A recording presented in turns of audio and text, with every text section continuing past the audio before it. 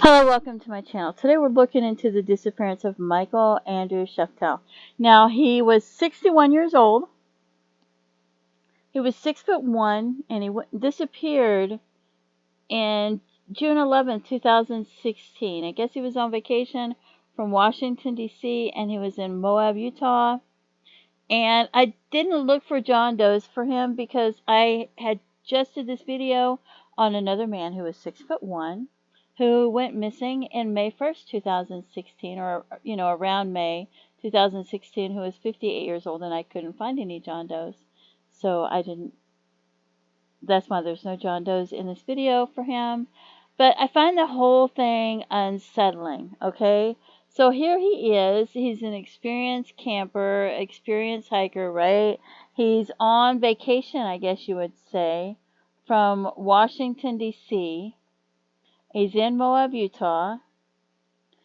And, I don't know, allegedly a couple found him after his vehicle turned over, offered to give him a ride to the hospital, allegedly, and allegedly he said, no, I don't want to ride to the hospital, I'm fine.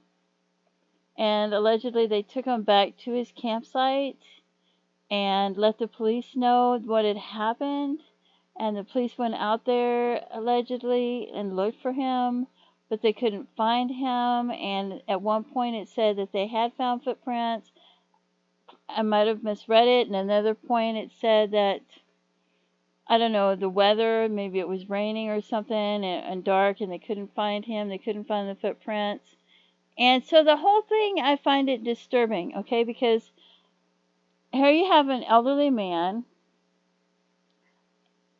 with intelligence, even if he was in shock, maybe he was in shock or disoriented or hit his head or had some injury. But, and then they're talking about, maybe it said that they gave him a bottle of water, but they didn't know if he had water otherwise, and then maybe he fell off a cliff or something, and because of the heat, or he was disoriented or something like that. But I found the whole thing disturbing because you're on vacation, something happens. You ran out of gas, and you just hope somebody comes along to give you a ride to get somewhere where you can get gas. So if your Jeep overturns, right, you're going to grab whatever belongings you can, and even if you're not going to leave your wallet or anything behind at your campsite. Why would you want to go to your campsite? Your Jeep's overturned. Your vacation's over. You're going to want to get into town to get help getting your Jeep out from being overturned, right? And then you might have a wallet. You might have cash on you because you're on vacation. But you're not going to want to go back to your campsite, right? So, and then it bothers me. It bothers me because his Jeep got overturned, and he didn't want to go into town. So that doesn't make sense to me. And then it bothers me, the next one, that they never found his campsite, I don't believe, or his tent, or his belongings, or anything like that. And then it bothers me that they never found him either.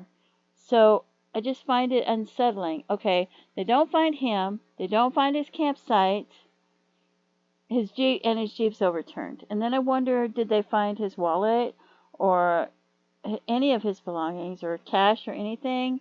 Or was that something that was supposed to have been on him? It's just too many things happening. It's too many to me that it's just hard for it to sink in. So I can't imagine his loved ones and his family, how they must feel. They don't really have any closure because they really don't understand what happened, because it doesn't make sense, right? It doesn't make any sense. It's too many. It's like too many strikes, right? They don't find him. They don't find his campsite. His Jeep's turned over, and he doesn't want to ride in town. It's too many. It's just too many. It's too much. I could see his Jeep overturning. He's injured. He's got to go to the hospital. Something happens, right?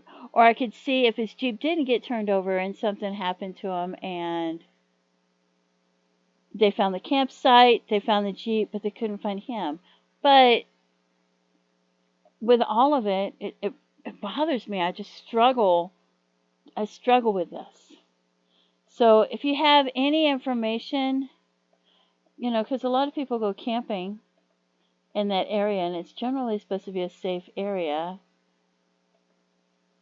So, and sure, yeah, maybe his Jeep overturned, maybe he got injured, maybe he was in shock.